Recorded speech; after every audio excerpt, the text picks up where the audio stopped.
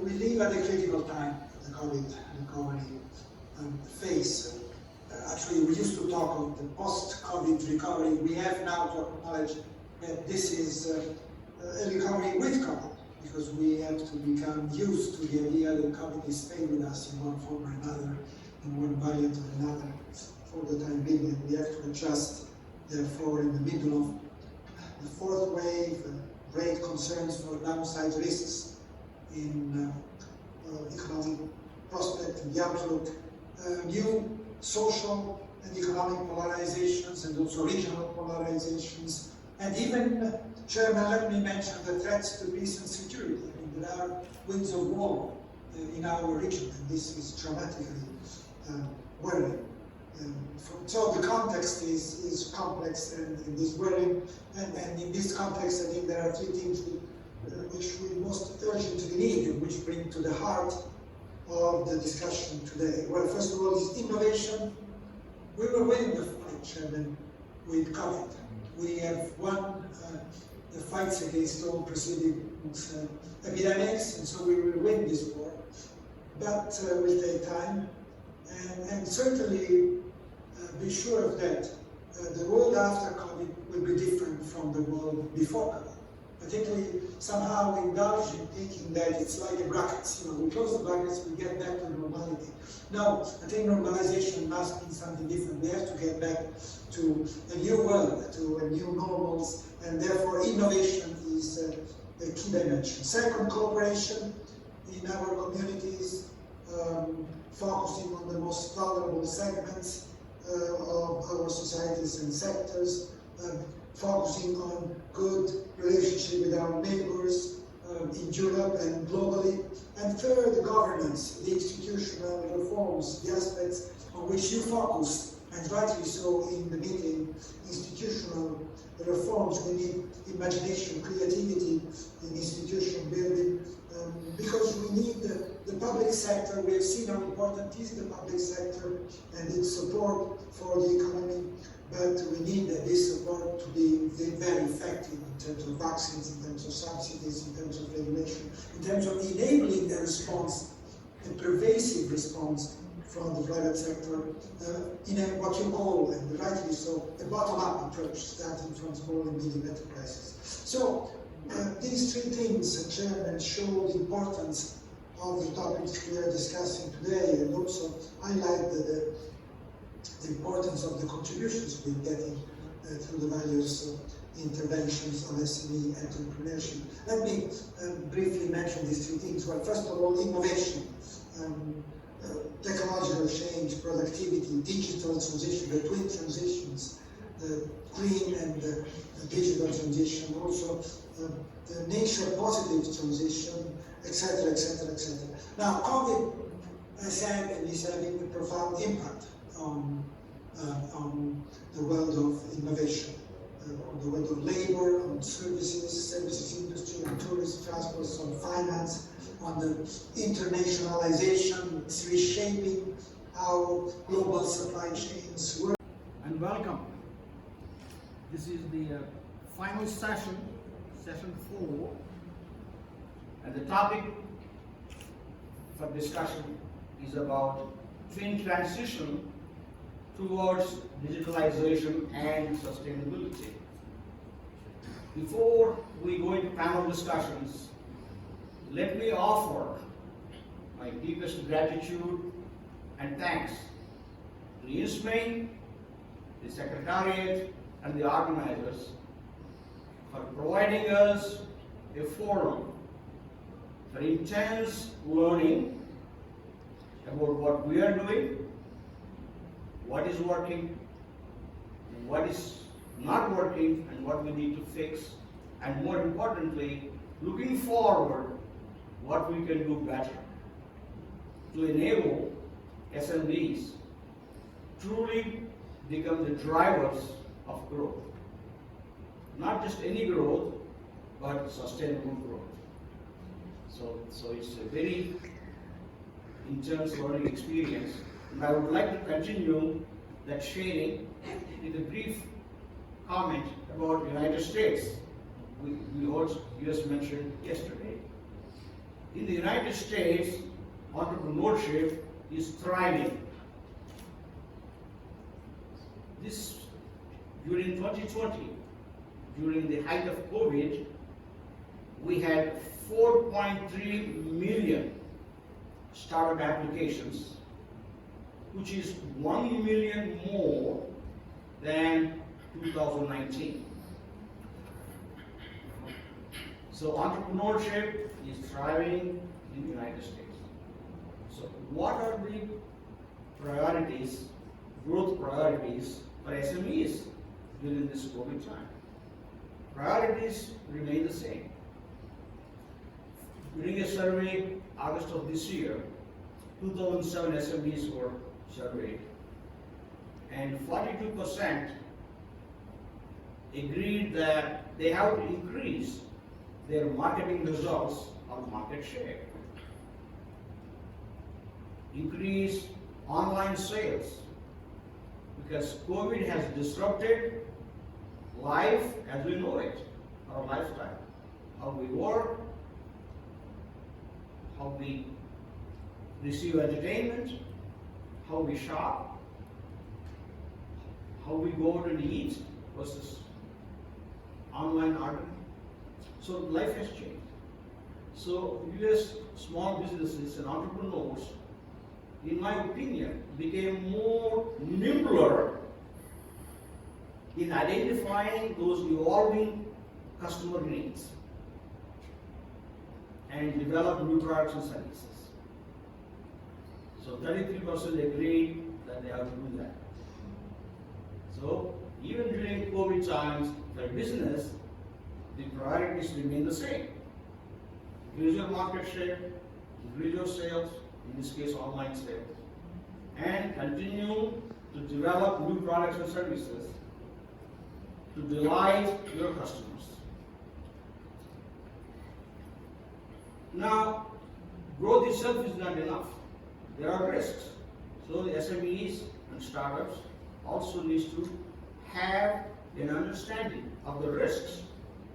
Risks to US economy, which is similar to everywhere else. Inflation, hiring people, and uncertainty about COVID and the recovery, because now we have Omicron. So what does that mean to an individual SME or an entrepreneur? So first, the risk is the disruptions that might happen to the markets they are serving. So it's unpredictable. Number two, they have to grow not only the market share or the size, but also look at their revenue growth, cash flow, and profitability. So growth for both sake can lead a startup or an SME off the cliff. And there are some specific examples, if you have time, I can discuss. So these are some basic risks which SMEs in the United States face, which are very similar to everyone else. That tells us it is a global economy. So just wanted to share with you a quick peek at the United States. And now back to us and the European Union. Our first guest speaker is Jay Mitra. Jay is a professor at Essex University Business School, a board member of insme, and a dear friend. And in your package, conference package, you have received Jay's issues paper. So please take a look at it. In the appendix 1, Jay listed 7 steps SMEs can take, practical steps SMEs can take now. So you will have a takeaway to share with your SME customers. With that introduction, Jay, please take the away, sir. Thank you very much, Hamza, and for the introduction. And once again, many thanks to insme, the Bulgarian Secretariat as well, and also members of the audience. My apologies again for not being able to be with you, and thank you for accommodating me, because unfortunately I have to leave immediately after my presentation. I'll try and focus my attention on what I think are three fundamental things which are interconnected with each other. One is obviously the main topic of climate change. The other is around the pandemic, which has a significant bearing on both climate change and climate change on the pandemic. And of course, how we are using technology or can use technology to try and at least mitigate, if not completely change, the enormous pressures that we are facing today. I'm drawing my talk to some extent from the issues paper that Hamza referred to earlier on, and with some additional notes, if I may be able to sort of put that across to you.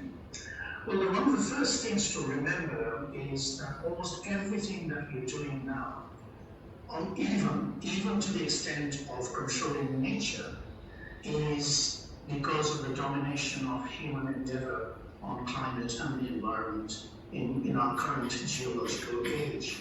This is often referred to as the age of the Anthropocene, after the age of the Holocene.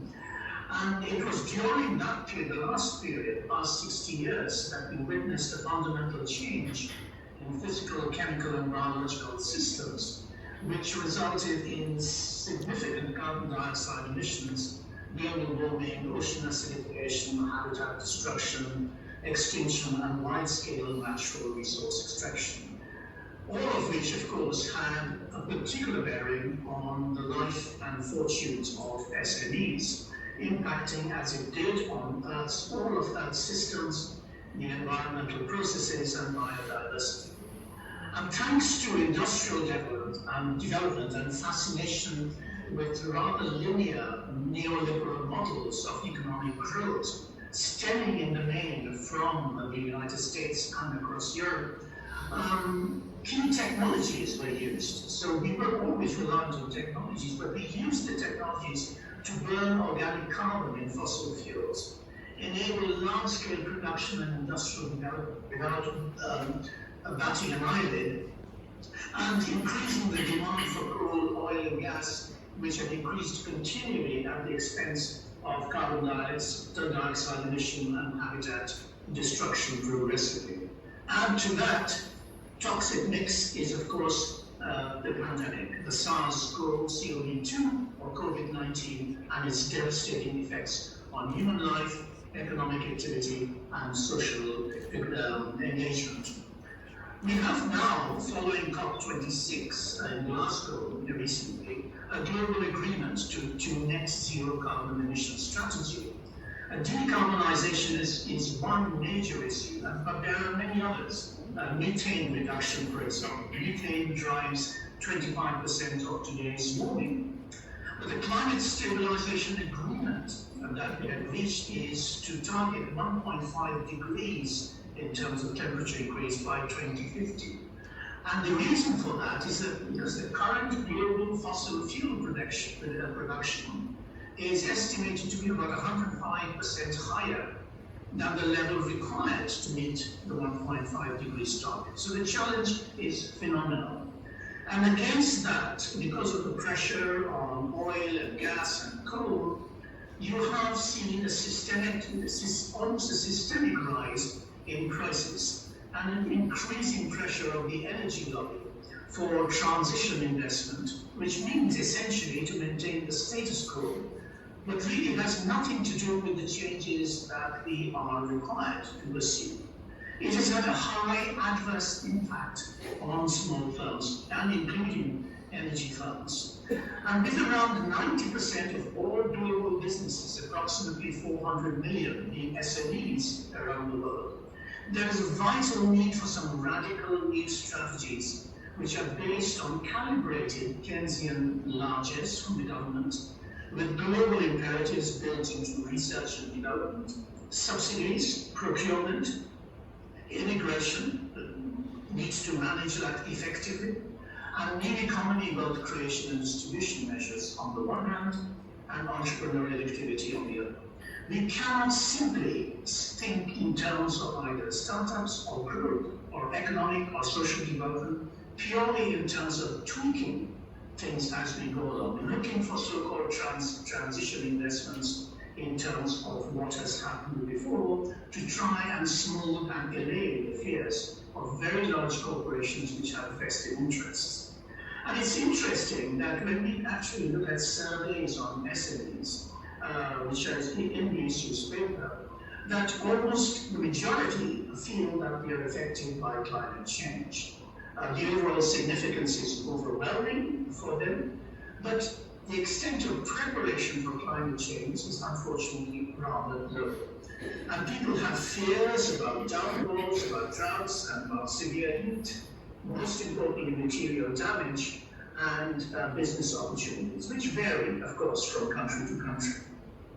There are significant business opportunities, certainly in the goods sector, less in the services sector, unless it's driven by technology and in particularly digitization. And the biggest two impacts that have happened on SMEs as a result of climate change issues, exacerbated by the pandemic, are costs and price of inputs and health of employees and employers, of course. And the notion is that SMEs feel, one thing which we haven't talked about sufficiently, is the role that insurance companies and governments should play together to do more to help SMEs to adapt to climate change. A significant number of SMEs think that. And climate change continues to remain a critical risk. Now, there is an urban factor here in what happens in the cities of Europe and indeed in cities around the world. And partly because a significant proportion of humanity is going to be concentrating, it already is, it's going to be concentrating in cities between 2030 and 2050. It is anticipated that approximately 80% of the climate change adaptation costs are because of what is actually happening in our cities. Extreme heat, flooding, and poor housing during 2010 to 2050 are born mostly in urban agglomerations. And as the economic backbone of city SMEs, because that's where you find critical mass, the most concentration of talent, networking possibilities, etc., SMEs are likely to be the most vulnerable to climate disasters. But they are also, interestingly for the reasons that I've mentioned, they are best placed to map and design strategies to combat disasters that could attempt to meet some of the Sustainable Development Goals agenda of making cities more resilient and fostering innovation.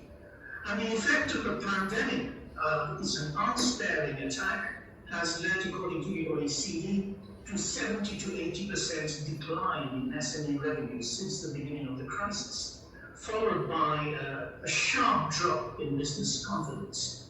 But the picture is not just flat, it's nuanced. Many urban-based and especially technology-driven SMEs are more confident of new business opportunities, not purely in terms of growth and greed, but in terms of trying to offer effective solutions to the problems that we face. However, the levels of interactions with government agencies and support services point to major institutional problems, not just the government, but includes federations of SMEs and other institutions that are referred to here. It's an often well-cited problem in the SME literature. Now, where does technology have an impact? As Robert Solow, the Nobel laureate, once said, you can see the computer age everywhere except in the productivity statistics. But a much more positive stream of research literature suggests that the disruptive content of AI, artificial intelligence technology, leveraged through the automation of tasks, reduction of uncertainty, recombination of existing and new innovations, could have a productivity enhancing impact. However, there are others who feel that the ongoing productivity slowdown is likely to continue to increase because of increased inequalities in terms of within the economy, between those who have and those who haven't, and between large and small firms. So a lower rate of disruptiveness of AI compared to many other general purpose technologies. Now, on the demand side, SMEs tend to fall behind in the use of digital tools and technologies, with the uptake generally believed to be approximately 50% lower than that of larger firms. And the deficit played out during the height of the crisis in 2020-21, when teleworking arrangements, which use digital technology supremely, favored employers and employees in larger firms, not in smaller firms. On the supply side, in the digitally driven 4.0 scenario, Industry 4.0 scenario, SMEs are best placed, however, with developing niche technologies, and that is where they're focusing attention on, but unfortunately that makes them dependent on larger firms for scaling up those technologies, while also being beholden to them for survival. So it's a bit of a complex situation that we notice. And there are, of course, many examples. I've given a few in the HG's paper about the value that augmented reality, edge computing, Internet of Things can actually provide for the rapid evolution of digital and other technologies to meet some of the challenges posed by the climate crisis. For example, augmented reality can view the real-time effect of climate change, such as flooding or heat waves, and project what could happen without action.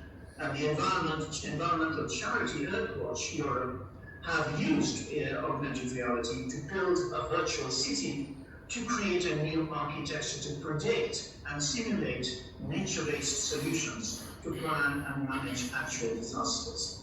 And there are many examples of individual SMEs who are geared up towards doing things. A particular startup, for example, has developed a platform that maps existing technical and scientific capabilities to reach the UN SDGs using keywords and variables.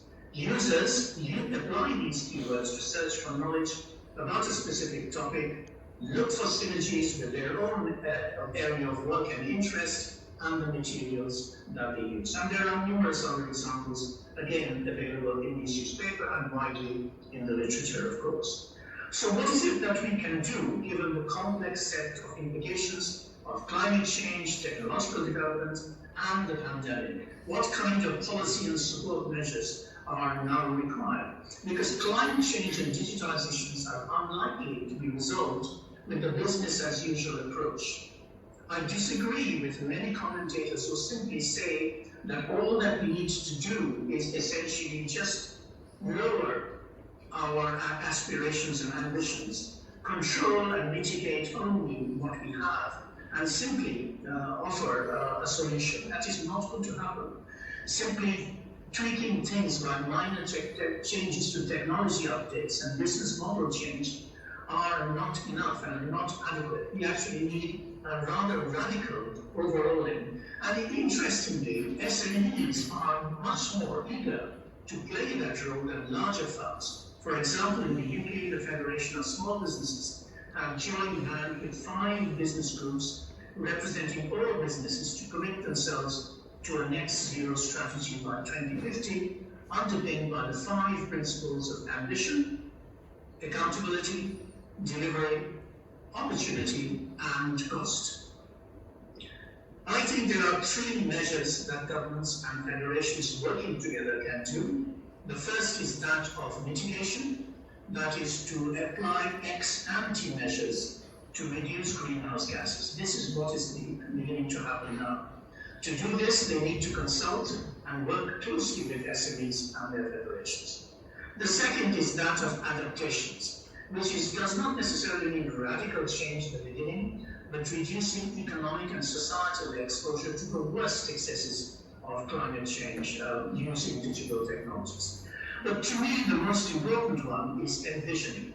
It means actually having a new bold vision for change. And that means developing innovative ideas and implementing them for new types of businesses.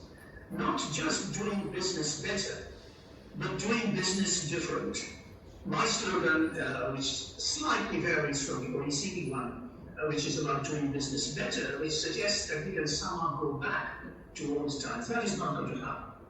So doing business different based on local community needs and contacts with citizens in those communities.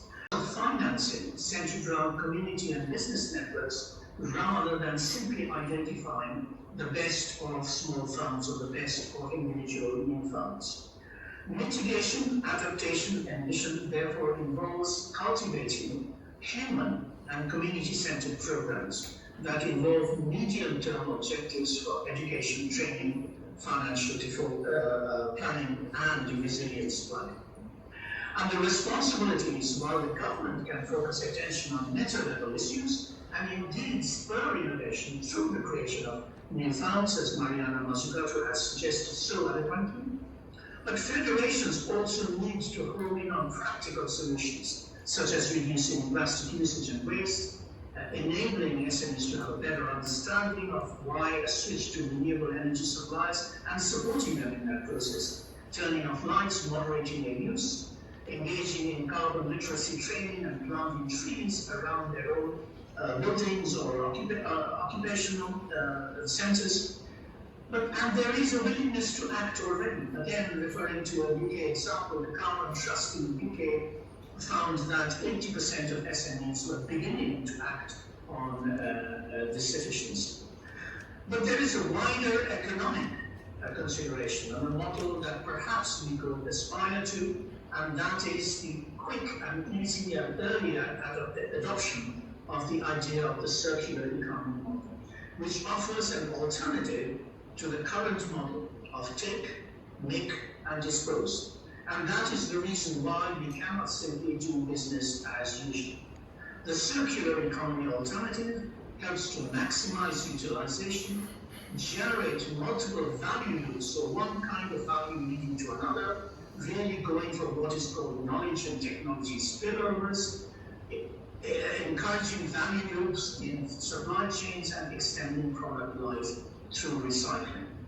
It has been suggested that the EU industry alone, the CO2 emissions of the EU industry, can be cut by 56% if it adopts circular business models.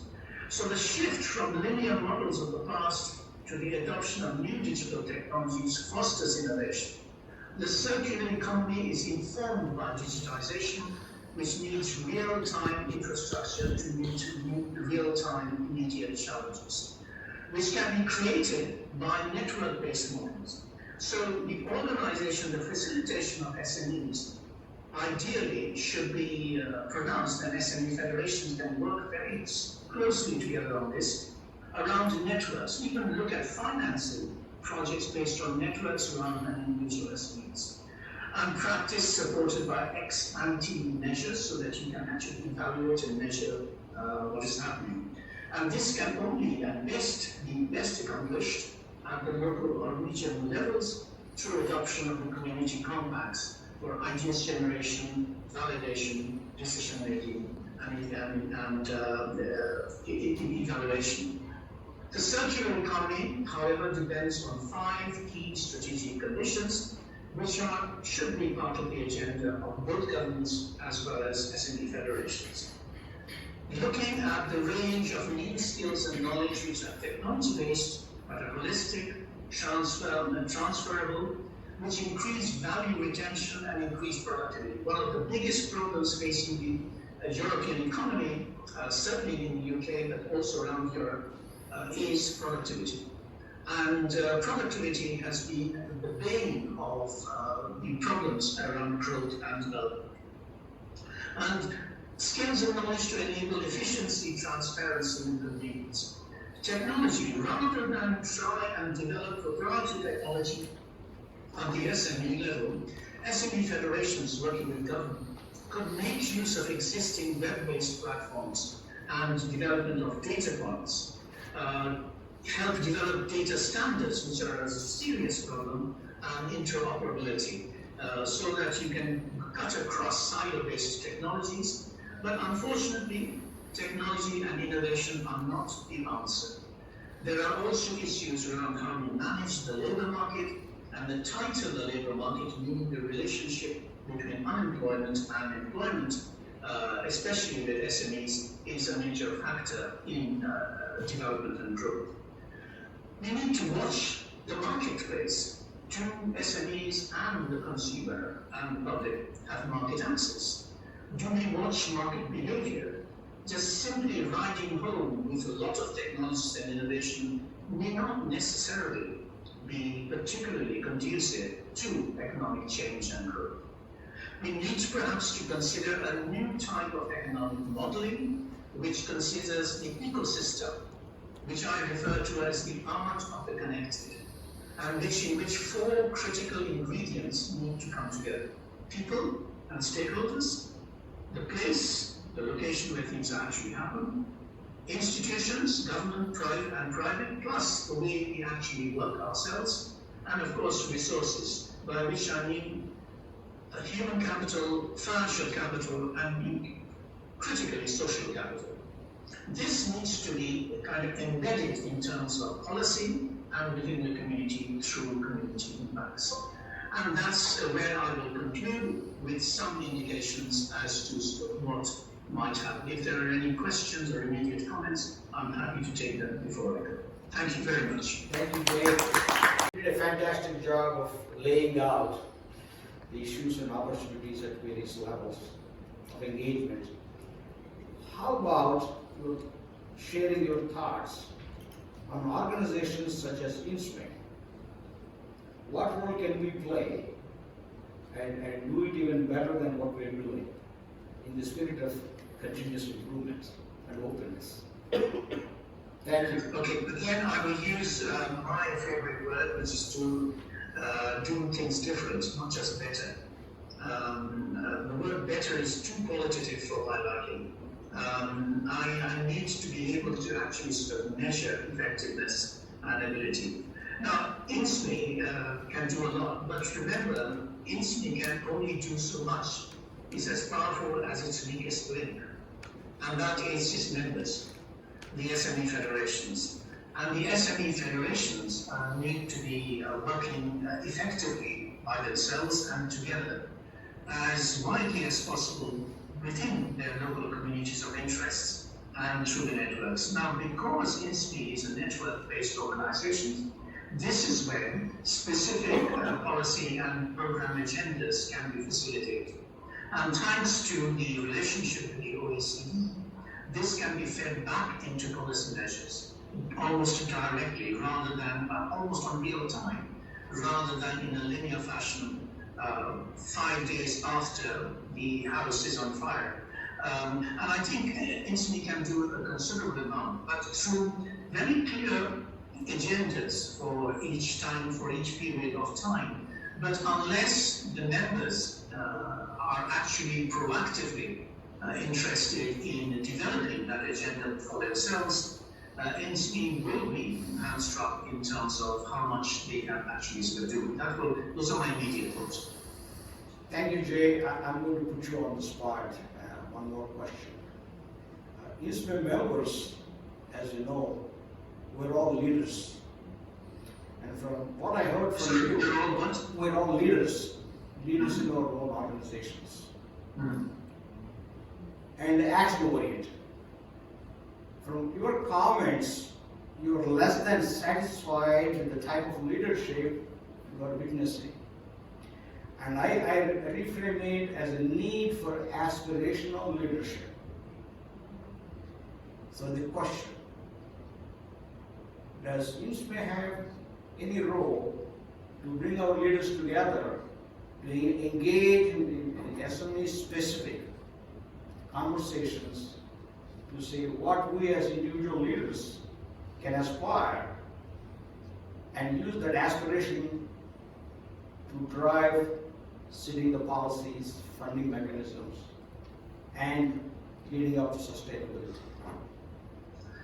Very good question. Hamza, I live and work in the UK, and the leadership issue in the UK currently is a major factor driving leading to disastrous consequences. I'm referring, of course, to our amazing, fantastic political leadership that is currently in power at the moment. I personally don't think that it is insme's role to create leadership. I think that has to come from it must be bottom up. And I think it needs to come, when we're talking about the federation members, it needs to come from within the federations.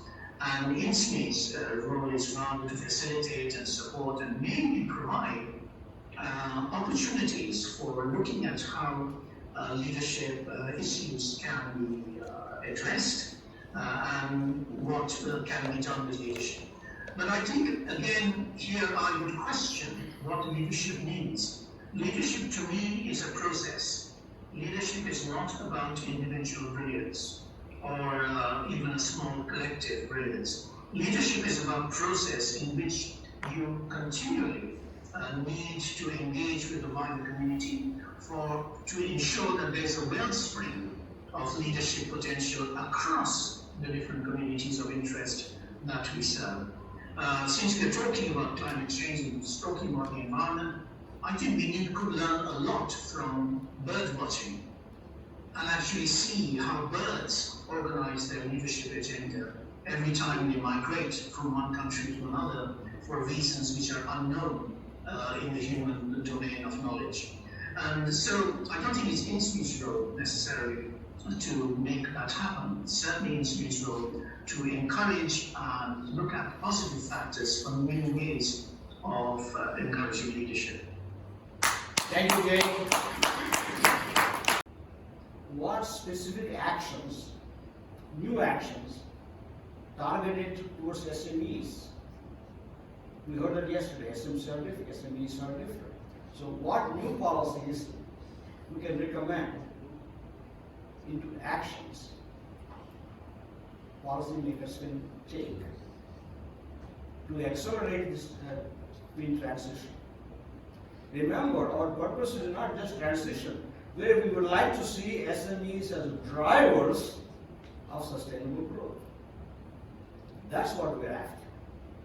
Second, stepping back, more into theory, are there key principles or frameworks that will facilitate this transition? And let's call them best practices coming out of our conversations.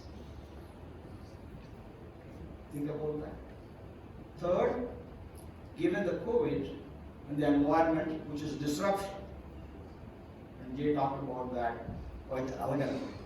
So in this disruption, how can we turn this disruption into a problem to a major opportunity?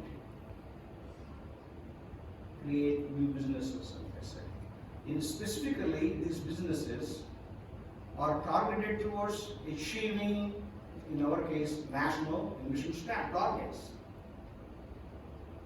So we can now link during this panel conversations to specific policies and actions we recommend to achieve our national policy goals, while the SMCs themselves are encouraged to follow key principles and frameworks to sustain their own businesses with growth and profitability. Does it all make sense to you all? That's what we're after. With that, it is my pleasure to welcome our first panelist speaker, Roberto Sadolamaze, a member of insme, Director T2I Italy. Roberto, please take it away. Yeah. Ansel, thank you very much, and it's really a great pleasure to be with you, and also full of apologies from my side for not being there physically, but we are all living this really dystopic situation, so we'll try to do our best, even if connected, to a really sustainable and circular model. And but this changed everything, because the business model that are enabled are, in terms of potential, so much wide and really to to some extent very, very open, even to small companies, that I see really a large potential in that direction. Because, for example, make things sustainable means basically one of the main points is to make things more durable. No? Because if you shift from an economy in which you have to enhance your and raise your turnover by selling more products, to enhance your turnover just enhancing your market share, to an economy in which you sell a service, because you sell just in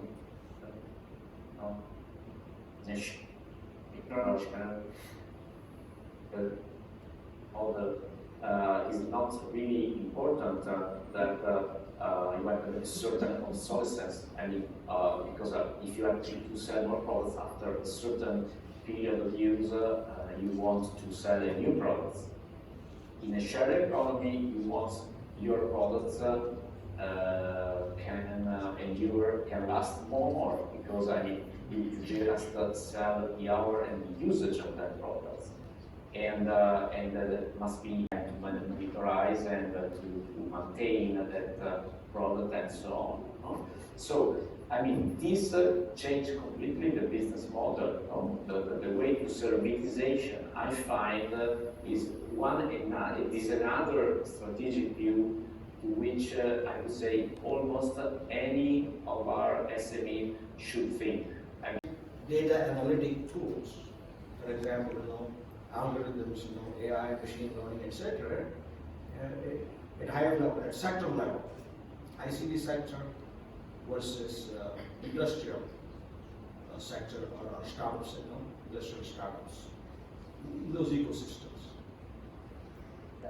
Do you identify the variances in the adoption of the tools? I'm getting at the use of technology as a tool and its adoption in the ICT versus industrial sectors. Yeah, I would say that the industrial sector, especially some value chain which we work with, is now much closer to some technical adoption of very innovative digital technologies that before were much more confined to research or spin-off or university of some innovative startups. And they now put in place some of these technologies. I make you two examples. One is about one of the major application of the AI on the industrial scale, that is the predictive maintenance. Because, for example, we are working with a medium-sized company that is producing very sophisticated machines for the agri-food sector, that started